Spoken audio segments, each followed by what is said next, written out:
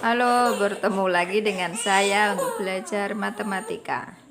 Dalam video ini nanti kita akan membahas materi peluang, materi SMP kelas 8 di semester 2. Sebelum kita lanjut, silakan untuk like, comment, share, and subscribe channel ini ya, supaya bisa lebih berkembang lagi. Jangan lupa nyalakan loncengnya supaya kalau ada video terbaru kalian bisa tahu. Baik, kita mulai belajarnya. Peluang. Apa sih peluang itu? Peluang atau kemungkinan digunakan untuk menyatakan atau memperkirakan suatu kejadian yang akan berlangsung. Dalam peluang, apa saja sih yang harus kita ketahui? Yang pertama, percobaan. Percobaan atau eksperimen, yaitu suatu usaha yang menyebabkan terjadinya kemungkinan. Misalkan kalian mempunyai koin atau uang logam. Misal kita melempar koin, kalian tahu koin kan? Ketika kalian melempar koin, apa yang akan terjadi? Di sini kan koin terdiri dari angka dan terdiri dari gambar. Jadi, ketika kalian melemparkan koin, dia bisa muncul angka, bisa juga muncul gambar. Itu ya, bisa juga muncul gambar, bisa juga muncul angka. Itu namanya kejadian. Kemudian yang kedua, ruang sampel. Apa sih ruang sampel itu? Himpunan dari semua hasil yang mungkin terjadi. Ruang sampel biasanya disimbolkan dengan huruf S dan banyaknya anggota ruang sampel simbolnya N dalam kurung S. Contoh tadi, pelemparan sebuah koin. Ketika kalian melempar koin, dia bisa saja keluar gambar, bisa saja keluar angka. Jadi ruang sampelnya adalah angka dan gambar. Banyaknya berapa ruang sampel tersebut? Karena angka 1, gambar 1, berarti banyaknya anggota ada 2. Bisa ya? Sekarang titik sampel. Apa sih titik sampel itu? Titik sampel adalah anggota dari ruang sampel. Contoh tadi, pelemparan sebuah dadu. Kalau titik sampelnya angka saja atau gambar saja. Cara menulisnya diberi kurung kurawal. Selain dadu apa? Biasanya kalian melempar selain uang logam apa? Kalian biasanya melempar dadu. Tahu kan dadu? Dadu itu dia kan ada angka 1 sampai 6. Nah, banyaknya ruang sampel berapa? Ketika kalian melempar dadu, dia kan bisa saja muncul angka 1, angka 2, angka 3, angka 4, angka 5, angka 6. Ini ruang sampelnya. Kemudian banyaknya anggota ruang sampel ada berapa? NS-nya ada 6. Bisa ya? Bisa. Sekarang lanjut. Cara untuk menyusun anggota ruang sampel. Ada dengan cara mendaftar anggotanya, yaitu muncul angka, muncul gambar. Ini misal ada dua koin dilempar bersama-sama. Dia akan keluar angka dan angka. Bisa keluar koin pertama keluar angka, koin kedua keluar gambar dan angka, keluar gambar dan gambar. Atau bisa juga dengan diagram pohon. Koin pertama keluar angka, koin kedua keluar gambar. Koin pertama keluar angka dan keluar gambar. Kemudian koin kedua bisa juga keluar angka, bisa juga keluar gambar. Jadi sama, keluar angka, keluar gambar. Jadi ruang sampelnya adalah angka-angka, angka gambar, gambar angka, dan gambar-gambar. Jadi banyaknya anggota ruang sampel ada 1, 2, 3, 4. Selain menggunakan diagram pohon, kalian juga bisa menggunakan tabel. Ini koin pertama, koin kedua. Koin pertama angka, koin kedua angka. Gambar angka, gambar, gambar. Itu ya. Nanti kalau misal koinnya ada banyak, ya kalian bisa menggunakan diagram pohon atau bisa menggunakan tabel. Pilihlah yang paling mudah. Langsung, apa saja sih peluang itu? Peluang itu ada dua macam, ada peluang empirik dan peluang teoritik. Sekarang kita belajar peluang empirik. perbandingan banyaknya kemungkinan yang terjadi terhadap banyaknya percobaan yang dilakukan. Peluang disimbolkan dengan P dalam kurung huruf A. Rumusnya apa? Peluang rumusnya adalah NA dibagi NS, di mana NA-nya itu kemungkinan yang terjadi, NS-nya adalah banyaknya percobaan. Contohnya bagaimana? Pada pertandingan sepak bola yang dilaksanakan 20 kali, ternyata tim Indonesia menang 12 kali, seri 5 kali, dan kalah 3 kali. Berapa peluang tim Indonesia akan menang? Jadi, untuk bisa menentukan peluang, kalian harus tahu NA dan tahu NS. Yuk, NA-nya dulu. Ini A-nya kejadiannya apa sih? Kejadian Indonesia menang. Indonesia menang. Berarti NA-nya berapa? Indonesia menang berapa kali? 12 kali. Berarti NA-nya adalah 12. Kemudian NS-nya. NS-nya itu banyaknya percobaan. Pertandingan tadi ada berapa kali? 20 kali.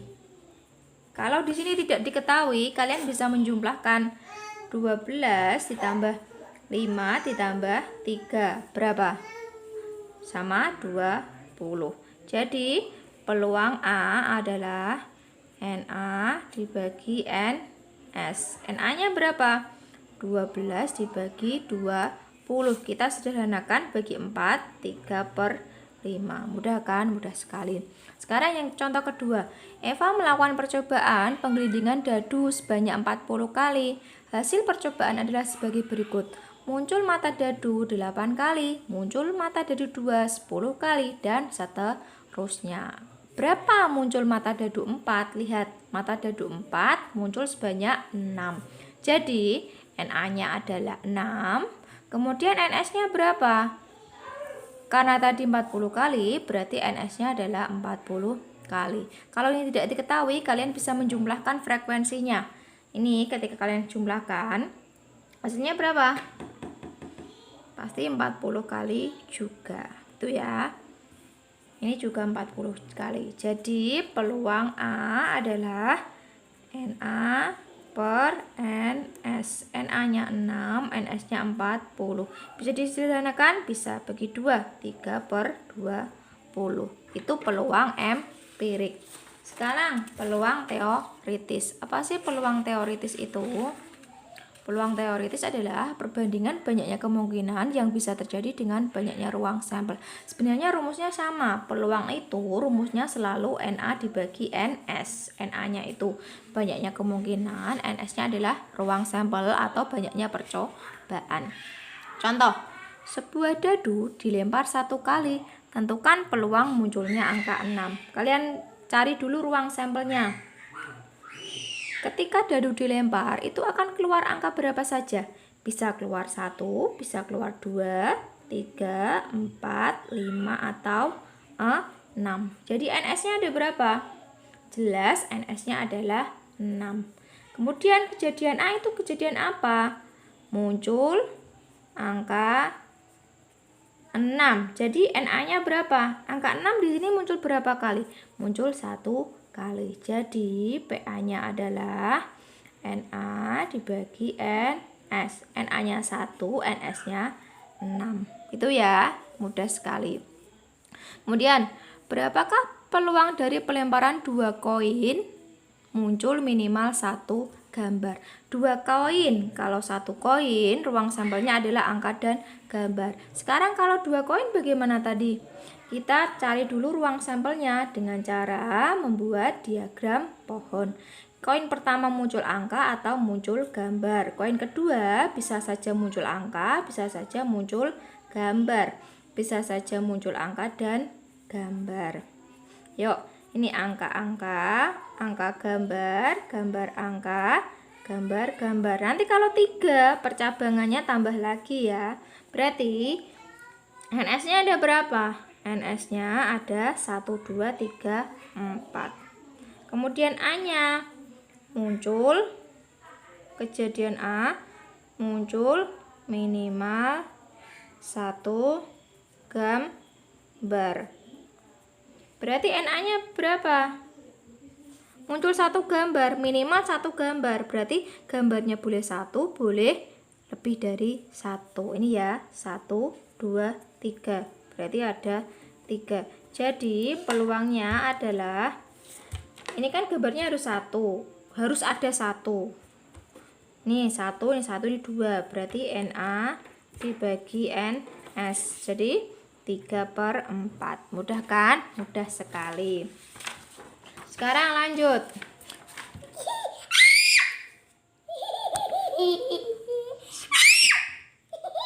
Contoh berikutnya. Pada kartu bridge atau kartu remi dilakukan pengambilan satu kartu secara acak. Tentukan peluang terlampirnya kartu bergambar hati. Kalian tahu kan, kartu remi jumlahnya ada berapa? Ada 52. Untuk kartu remi kan ada wajik, keriting, terus hati, waru hati, sekop, ya kan? Berapa yang bergambar hati? Yang bergambar hati itu ada 13. Jadi banyaknya peluang adalah 13/52. Bisa disederhanakan? Bisa. Berapa? 4. 1/4. Mudah sekali ya. Sekarang komplement kejadian. Apa sih komplement kejadian? Tidak munculnya suatu kejadian. Komplement kejadian biasanya disimbolkan dengan A pangkat C. Peluang tidak munculnya kejadian berarti PA pangkat C. Rumusnya komplement kejadian itu PA ditambah PA komplement itu sama dengan 1. Ya. Gini ya. Contohnya apa? Pada percobaan melempar dadu, berapa peluang munculnya mata dadu bukan 5? Kalian kan tahu ruang sampelnya dadu apa? 1, 2, 3, 4, 5. Karena yang ditanyakan bukan, berarti A itu adalah munculnya mata dadu 5. Ada berapa NA-nya? NA-nya itu ada 1. Jadi NS-nya ada berapa? NS-nya ada 6. Jadi ketika kalian ada pertanyaan seperti ini, kalian cari dulu PA-nya. PA-nya itu NA dibagi NS, 1/6. Yang ditanyakan bukan, berarti yang ditanyakan adalah, yang ditanyakan kan bukan, berarti yang ditanyakan PA komplement. Kalau ada kata bukan, berarti A komplement. Jadi PA komplement, kalian bisa gunakan rumus yang ini. 1 min PA. Berarti 1 kurangi 1/6. Kita samakan penyebutnya. Gini ya, 5/6. Jadi ketika ada dicari peluang yang ada kata bukannya, kalian cari dulu PA-nya. Kalau bukan 5, berarti kalian cari dulu munculnya mata dadu 5. Kalau bukan 3, berarti kalian cari dulu munculnya mata dadu 3. Setelah itu baru dikurangkan. Mudah sekali kan? Mudah. Nah, selanjutnya ada frekuensi harapan. Apa sih frekuensi harapan itu? Frekuensi harapan adalah banyaknya harapan suatu kejadian A. Biasanya disimbolkan dengan FHA. Rumusnya N kali PA, di mana N itu banyaknya percobaan, PA adalah peluang kejadian.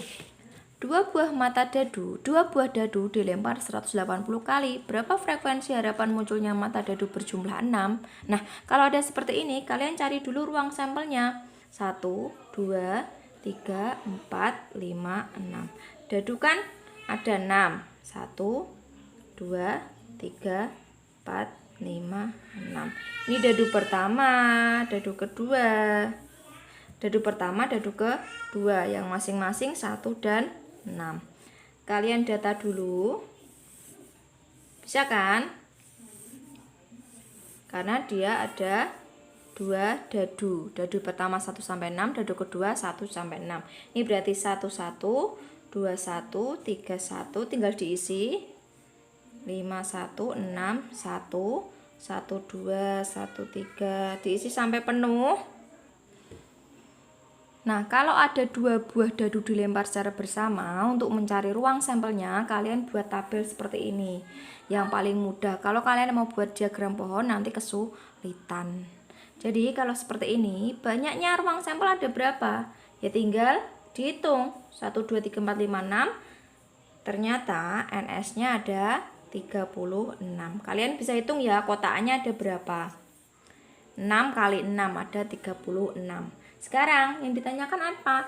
Muncul mata dadu berjumlah 6. Berarti kejadian A itu muncul mata dadu jumlah 6. Ada berapa banyaknya? 6 itu ada berapa? Ini ya, 1. 5 tambah 1, 6. 2 tambah 4, 6. 3 tambah 3, 6. 4 tambah 2, 6. 5 tambah 1, 6.